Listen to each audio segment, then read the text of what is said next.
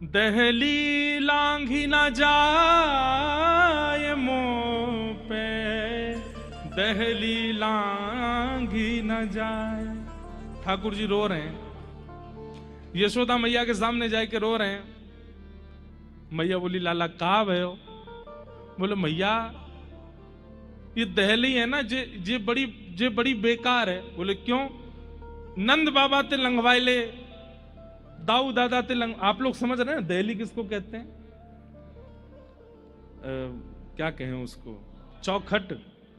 घर में चौखट होती है ना, अब आजकल तो नहीं होती हैं। पुराने घरों में जाओ, मंदिरों में जाओ, यहां पे दक्षिण में मंदिरों में जाओ, कितनी ऊंची ऊंची चौखट होती हैं। लोग बाग उन पर चढ़ते भी नहीं है, उनको लांग करके जाते हैं। अब इसके पीछे भी कोई प्रथा तो है ही है, क्योंकि जब कहीं प्रवेश होता है ना तो देवी देवताओं को चौखट पे ही पूजन किया जाता है, इसलिए वो पवित्र मानी जाती है, इसलिए कई लोग उसको लांघते हैं, उस पर चढ़ते नहीं है।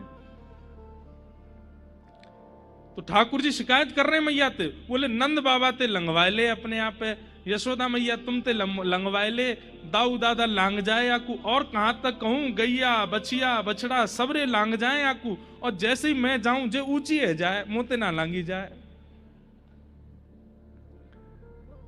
ब्रह्मा जी इस लीला को देख करके कह रहे वाह, बामन बन के गए थे कहां? बलि के यहां। और जैसी बलि ने कहा कि वरदान मांगिए, तो कहते हैं 3 पग जमीन चाहिए, वो भी अपने पैरों से नापूंगा। और जैसे 3 पग जमीन का वरदान देते हैं तो बोले इतने विराट हो गए, 3 लोकों को 2 पैर के बीच में नाप लिया ठाकुर जी ने।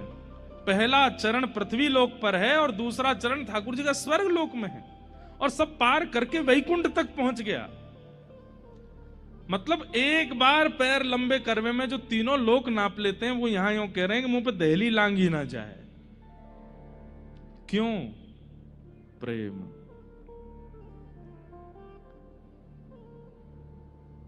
प्रेम के वश अर्जुन रथ हांक्यो, भूल गए ठकुराई, सबसे ऊंची प्रेम सगाई, सबसे ऊंची प्रेम सगाई।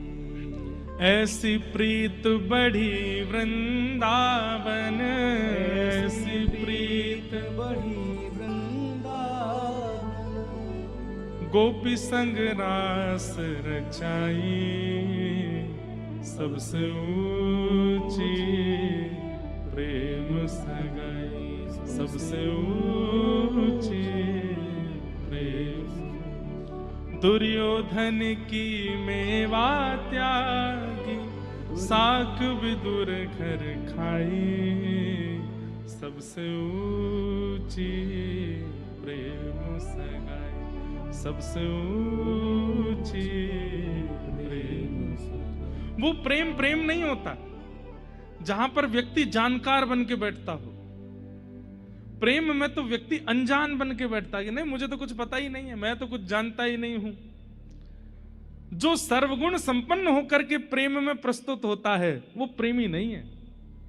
ये प्रेमी का एक लक्षण है, अपने प्रेमी को परख लीजिएगा। और भैया हमारी बातन को छोरा छोरीन में ही मत ले जाए करो। प्रेमी का मतलब छोरा छोरीन का ही थोड़ी होता है, लड़का लड़की का ही थोड़ी होता है। अब आप एक बात सुनिएगा, ठाकुर जी आपसे कितना प्रेम करते हैं। अपने मंदिर के ठाकुर जी को जाकर के देखो, सब पता है उनको, सब जानते हैं, लेकिन फिर भी अनजान बन करके बैठे रहेंगे। आप जहां बैठा दोगे वहां बैठ जाएंगे, जैसा पहना दोगे पहन लेंगे, जो खिला दोगे खा लेंगे, जब सुला दोगे सो जाएंगे, जब उठा दोगे उठ जाएंगे, जहां ले जाओगे चले जाएंगे। ठाकुर जी कैसे समर्पित होकर के खड़े हो जाते हैं, हमारे हो जाते हैं कि भाई मैं तेरे हवाले हूं, तू जो चाहे कर ले मेरे संग में, कछु ना बोलूंगा। ये प्रेमी है, ये प्रेम का स्वरूप है कि वहां अनविज्ञ बना जाता है। चार्थे स्वविज्ञ स्वराट। ठाकुर जी सब जानते हैं।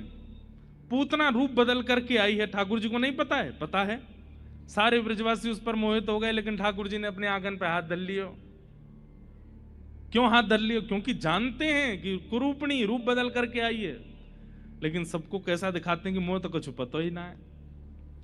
चार थे स्वविज्ञ स्वराट, और स्वराट का मतलब है अपने प्रकाश से प्रकाशित हैं।